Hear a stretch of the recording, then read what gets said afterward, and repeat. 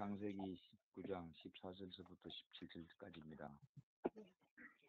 롯이 나가서 그 딸들과 결혼할 사이들에게 말하여 이르기를 여호와께서 이 성을 멸하실 터이니 너희는 일어나 이곳에서 떠나라 하되 너희 사이들은 농담으로 여겼더라. 동틀 때에 천사가 롯을 재촉하여 이르되 일어나 여기 있는 내 아내와 두 딸을 이끌어내라. 이 성의 제약 중에 함께 멸망할까 하노라. 그러나 롯이 지체할 때 그 사람들이 롯의 손과 그 아내의 손과 두 딸의 손을 잡아 인도하여 성 밖에 두니 여호와께서 그에게 자비를 더하심이었더라.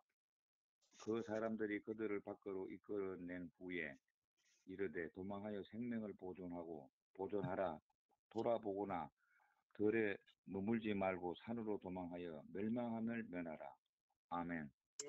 아멘. 모든 성경이 우리를 의로 교육하고 바르게 교육하고 구원에 이르기에 유익한 책이라 그랬죠. 그런 것처럼 이 소돔성의 이야기도 바로 우리가 저 하나님의 나라에 가기까지의 그러한 지혜와 비밀을 가르쳐주는 중요한 내용이 변함없이 기록이 되어져 있는 걸 볼 수가 있습니다. 우리가 쉽게 생각할 수 있는 대로 이 소돔성은 이 세상 자체를 상징하고 있는 걸 볼 수가 있습니다. 예수님께서 이 세상을 가르쳐서 악하고 음란한 세상, 즉 음란한 세대라고 하는 건 세상이라는 이야기죠. 이렇게 말씀을 해주셨는데 하나님께서 우리가 살고 있는 이 세상은 악한 세상이고 그리고 음란한 세상이다. 이렇게 규정을 해 주신 겁니다. 이와 마찬가지로 이 세상을 그대로 아주 복사판처럼 보여주었던 그 성이 바로 소돔 성인 것을 볼 수가 있는데 오늘 어느 시대나 사실은 소돔 성이 가장 악하다 이렇게 말하기는 사실은 어렵습니다. 특별히 소돔 성에는 동성애가 이렇게 좀 부각되어서 그렇지 사람들의 마음과 사람들이 생각하고 또한 워낙 사람들이 젖어 있는 그러한 육적인 삶을 생각해 본다면 창세 이후 타락한 지금까지 어떤 때나 이렇게 하나님 보시기에 악하고 음란한 세대고 그래서 노아의 때는 하나님께서 홍수로 멸망시킬 수밖에 없었던 것이 바로 이 세상 자체라고 하는 걸 우리는 잘 알아야 되는 것입니다. 거기에서 바로 이 롯은 성도들을 상징적으로 보여주고 있습니다. 그래서 롯은 구원의 대상이었고 물론 롯의 가족, 아내와 두 딸, 거기에 사위까지도 이제 구원의 대상이 되었는데 결국 롯을 따라 나섰느냐 나서지 않느냐의 차이점이 있기는 했는데 물론 그 소돔성의 모든 사람들은 대상이 아니었던 걸 볼 수가 있습니다. 그런데 하나님의 이 구원의 대상이었던 롯과 아내와 두 딸과 두 사이라 할지라도 그 소돔성에 있어서는 안 되는 것이거든요. 소돔성에 있으면 바로 죽음입니다. 너희가 소돔성과 함께 멸할까 함이라. 그러니 빨리 떠나라. 이렇게 이제 천사들이 가르쳐 주기도 했습니다. 하나님께서 분명히 히브리 민족을 택하셨지만 그들이 애굽 땅에 살고 있는 한은 종에 불과한 것이었습니다. 즉 노예였습니다. 그들이 하나님의 선민이요 하나님의 택한 백성이었지만 애굽 땅에 머물고 있는 한 그들은 노예의 굴레에서 벗어날 수가 없었던 것이죠. 그래서 하나님께서는 그들을 출애굽시키게 되었던 걸 볼 수가 있습니다. 이와 마찬가지로 롯이 하나님의 자녀요 또한 그 가족도 마찬가지지만 그래도 그들이 그 소돔성 안에 머물고 있으면 함께 죽을 수밖에 없다는 것을 보여주고 있습니다. 그리고 그들이 거기에서 머물러서는 절대로 안 되지만 그 소돔 성을 떠나 나와서 머뭇거리지도 말고 뒤를 돌아보아서도 안 된다는 것이죠. 아멘. 머뭇거리는 것이나 뒤를 돌아다 본다면 소돔성 안에 있는 것과 똑같은 결과가 오는 걸 볼 수가 있습니다. 히브리서 10장 39절에 보면 우리는 뒤로 물러가 침륜에 빠질 자가 아니요 오직 영혼을 구원함에 이르는 믿음을 가진 자니라. 여기서 이 침륜이라는 것이 destroy인데, 즉 이거는 파괴하다, 멸망하다, 무효로 하다라고 하는 그러한 뜻이 있습니다. 그러니까 바로 이 침륜의, 즉 destroy의 이 상태는 머뭇거리는 상태고 뒤로 물러나는 상태고 뒤를 돌아다 보는 상태인 걸 볼 수가 있습니다. 그러니까 우리가 주 예수님의 이름으로 저 세상 가운데 구원받은 롯의 가족과 같은 사람들이기 때문에 우리는 사실 이제 천사들이 지시한 그 산을 향해서 달려가야 되는 것이거든요. 근데 롯이 거기 너무 멀으니까 저 작은 성까지만 가게 해달라고. 본래는 그 작은 성도 멸망할 계획이 있었지만 롯의 가족이 그곳에 숨었기 때문에 천사들이 그 성은 멸하지 아니하리라. 이제 이렇게 기록이 되어져 있는 걸 볼 수가 있습니다. 그러니까 그 작은 성이 됐던 그 산이 됐던 지칠 줄 모르는 그러한 마음으로 그냥 최선을 다해서 뛸 수밖에 없었던 거예요. 머물러서는 안 된다는 이야기죠. 더군다나 뒤를 돌아봐서도 안 되는 것이고 결과는 같은 것인데 만약에 머무르게 된다면 그 뜨거운 유황불의 기운으로 또 역시 죽을 수밖에 없는 상황이 되는 것이겠지요. 우리가 이러한 것들은 실제적인 영적 상황인 것이며 우리에게 영적인 그러한 내용들을 성경은 교훈으로 또한 우리에게 바르게 가르쳐 주고 있는 걸 볼 수가 있습니다. 그래서 사실 성경 안에서도 보면 처음 사랑을 잃어버린 그 에베소 교회, 뭐 자주 우리가 너무 잘 알지만 그 교회를 주님께서 이제 버리시겠다고. 너희가 만약에 처음 사랑을 잃어버린다면 나는 너희를 떠날 수밖에 없고 내가 너희를 버릴 수밖에 없는 거다. 그런 예수님이라고 하는 걸 분명하게 보여주고 있습니다. 모든 성경은 바로 우리에게 적용이 되는 건데 사실 에베소 교회가 상당히 훌륭했어요.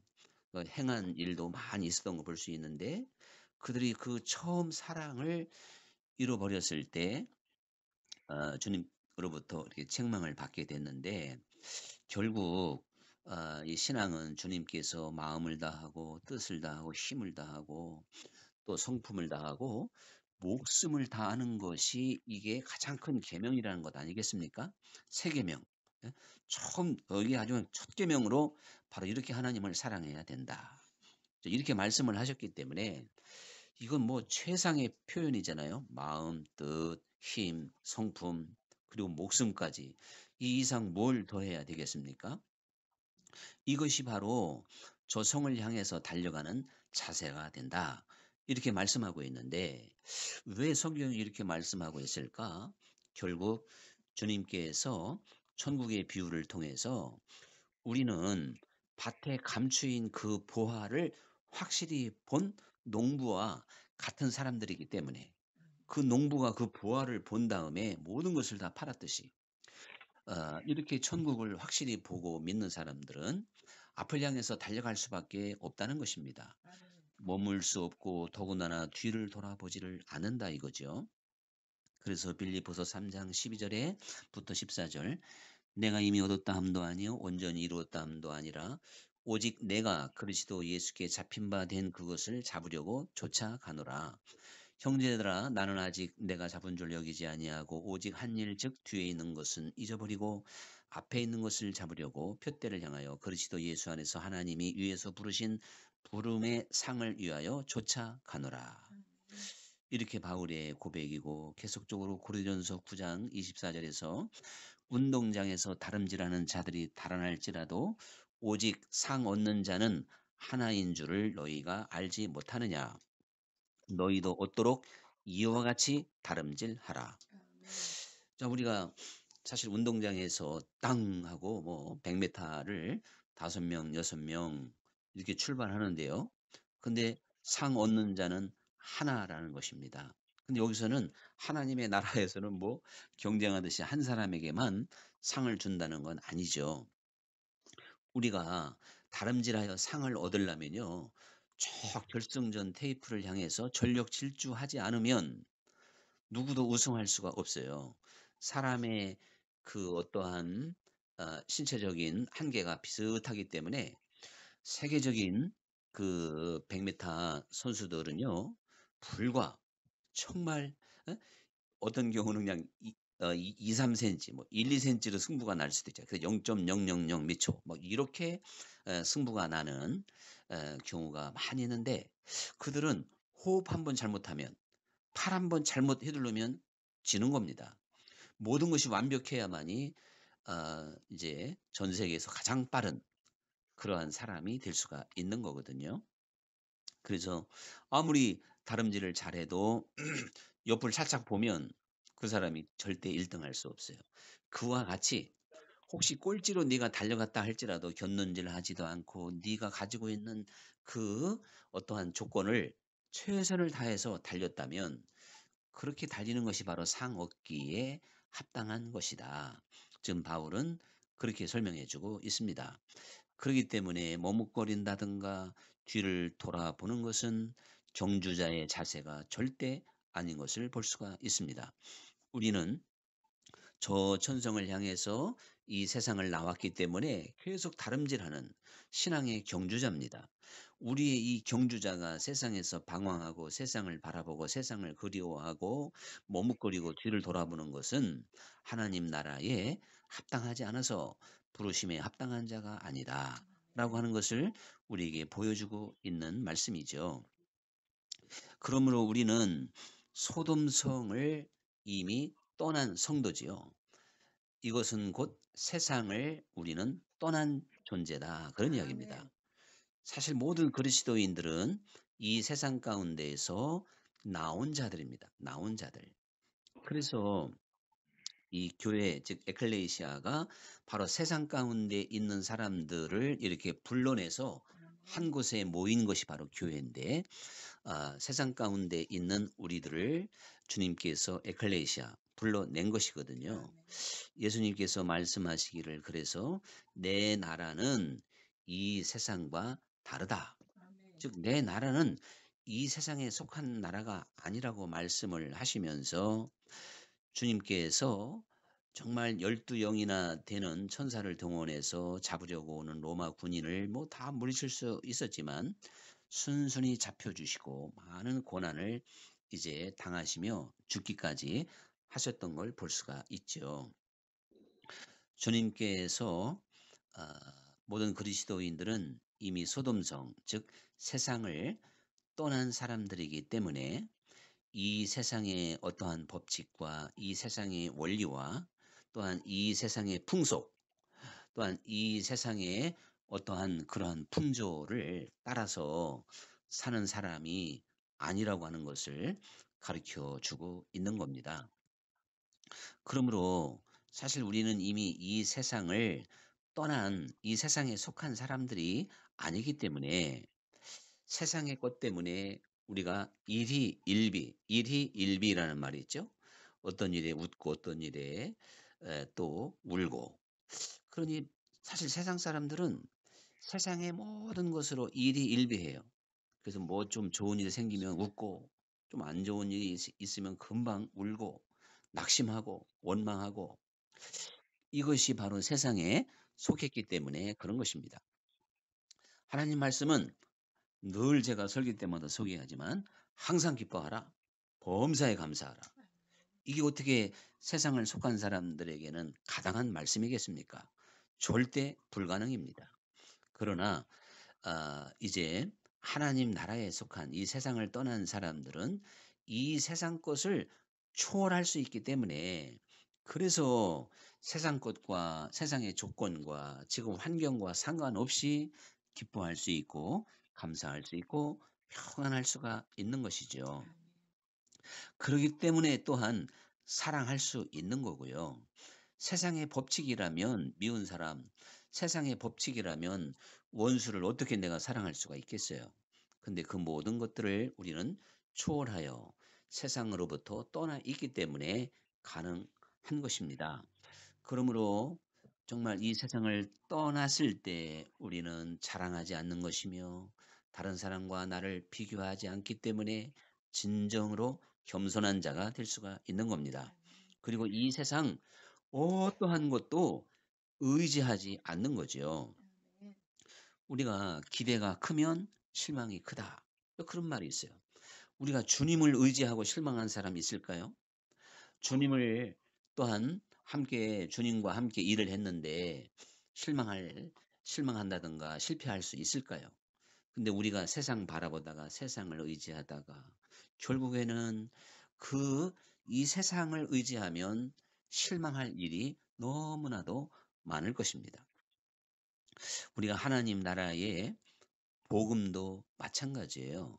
세상 가운데 있었던 사람들이 나와 가지고 지금 저 천성을 향해서 달려가는 그 사람들에게 복을 받아라, 성공해라, 출세해라.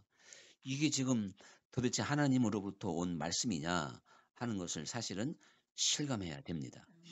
그러므로 주님께서 너희는 먼저 그 나라와 의를 구하라. 이렇게 말씀하셨고 그리하면 이 모든 것을 너에게 더하시리라. 이 더한다 그러니까 뭐 부자 되게 만든다는 말씀 한 군데도 없고 때를 따라 도우시고 일용할 양식을 주시듯이 부족함이 없게 해 주시겠다는 거죠. 우리가 우리의 삶을 순간순간 도와주시고 또한 어려운 문제를 해결해 주시고 나와 함께 동행해 주시고 함께 하시는 그 주님의 능력으로 사는 사람처럼 행복한 사람이 누가 있겠습니까? 근데 우리가 더 많이 가졌다고 행복한 게 아니잖아요. 필요한 것, 일용할 양식 안에서 행복할 줄 아는 이것이 진정한 복이고 또한 이것이 그리스도인들이 또한 누려야 되는 성경에서 말하는 그러한 복인 것을 볼 수가 있는데 주님을 의지하고 그래서 그 나라와 의를 구하면 이 모든 것을 너에게 더하시리라 이렇게 말씀을 하셨던 주님께서는 너희가 구할 것은 오직 성령이라는 것이죠. 즉 그 나라와 의라는 것입니다. 그래서 구하고 찾고 두드려라.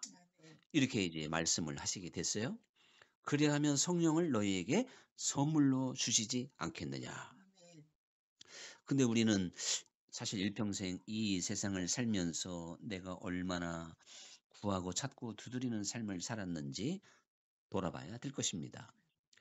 그 나라와 의를 구하는 것이 진정한 구하는 것이라는 것을 깨달았다면 구하라 하는 의미를 제대로 아는 거예요. 근데 어떤 사람은 하나님 우리 자식 잘 되게 해 주시옵소서 100일 작전 기도하고 있다면 주님이 지금 무엇을 구하라고 있는지 상황 파악을 못하고 있는 사람이에요. 그리고 찾으면 찾는다 그랬는데 주님 안에 모든 답이 있어서 그 나라와 의를 구하는 것만이 진정한 내가 찾아야 될 것이구나. 이렇게 깨달음을 얻었다면 찾는 게 또 바로 찾아진 사람입니다. 근데 예수님을 통해서 출세를, 복을, 명예를, 세상 것을 자꾸 찾는 사람들은 전혀 이제 찾는 것에 대한 상황 파악을 또 여전히 못하고 있다. 이렇게 이제 우리가 볼 수 있는 거죠. 그리고 두드린다고 하는 것은 사실은 노크를 한 번에서 열릴 수도 있지만 두 번, 세 번, 10번까지 두드릴 수도 있습니다. 하나님께서는 우리들에게 무언가 하나님의 더 좋은 것을 주시기 위하여 100번을 두드려야 줄 수도 있습니다. 그런데 믿음으로 끝까지 두드릴 수 있는 사람이 되어야 된다는 것이거든요. 그러니까 우리가 성령의 사람이 되는 것이 하루아침에 되는 게 아니라 그런 이야기죠. 그래서 우리는 정말 성령의 사람, 하나님께 온전히 잡힐 때까지 내가 진정한 무엇을 구해야 될지를 알았고 무엇을 찾아야 될지를 알았다 할지라도 이게 하루아침에 구해지고 내게 내 손에 잡히는 게 아니기 때문에 그게 내 품에 안길 때까지 두드릴 수 있는 믿음의 사람이 되어야 됩니다. 근데 주님께서 이렇게 말씀하신 다음에 그러나 인자가 올 때 세상에서 믿음을 보겠느냐. 이렇게 말씀하신 이유가 뭘까요? 그저 우리가 말씀을 듣고 진리를 깨달은 다음에 그렇게 해야 되는구나. 사람들이 이제 하나님 뜻대로 살아보려고 그야말로 작심삼일인 거예요. 사흘 해보고 한 달에도 안 되니까 아이고 역시 안 돼. 하고 포기하게 된다 이겁니다. 근데 많은 믿음의 사람들은 이것을 1년을 두드렸고 2년을 두드렸고 3년을 두드렸어요. 또한 10년을 두드렸어요. 웨슬리 같은 경우는 37년을 정말 두드렸다고 해도 과언이 아닙니다. 이렇게 오랜 세월 동안을 믿음을 갖고 주님이 나를 결코 버리지 아니하시고 주님은 내게 능력을 주시고 주님은 내게 성령을 충만케 해 주시고 그래서 그리스도 예수의 사람으로 살아갈 수 있는 온전한 성도로 만든다고 하는 믿음을 갖고 주님을 신뢰하고 두드릴 수 있는 사람이 누구냐? 인자가 올 때 세상에서 그런 사람 보겠느냐? 주님이 그렇게 말씀하고 있단 말이에요. 근데 우리는 하나님 앞에 세상 것을 구하고 두드려서 그 어떻게 응답을 받으면 이제 더 이상 두드리는 것도 없고 그것마저 두드리지도 않고 또 세상 것을 백날 두드리면 그거 세상 것 주시는 하나님 만났다고 해서 우리가 진짜 하나님을 만난 거냐 하는 것을 실감이 아주 심각하게 생각해 봐야 될 것입니다.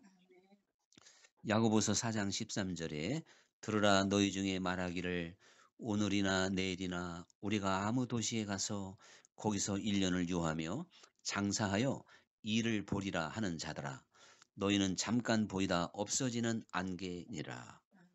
이것은 너희는 오늘이나 내일이나 내가 이 세상에서 그림 같은 집을 짓고 뭐 어떠한 세상 것을 꿈꾸는 사람이 돼서는 안 된다는 것입니다.